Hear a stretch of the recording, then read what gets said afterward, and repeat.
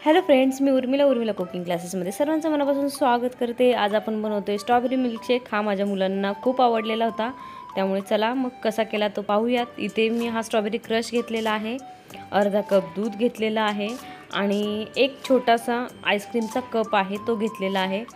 हे सगळं प्रमाण एक ग्लासाचं आहे।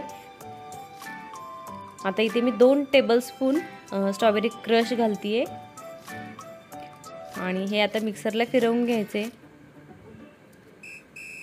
इथे या ठिकाणी आपला तयार आहे आता स्ट्रॉबेरी मिल्कशेक। मी ग्लासमध्ये सर्व करते, वरून थोडंसं डेकोरेट करते। तयार झालेला आहे आपला स्ट्रॉबेरी मिल्कशेक। आजचा व्हिडिओ तुम्हाला आवडला असेल तर प्लीज व्हिडिओला लाईक करा, शेअर करा आणि चॅनलला सबस्क्राइब करा। Thank you and bye bye.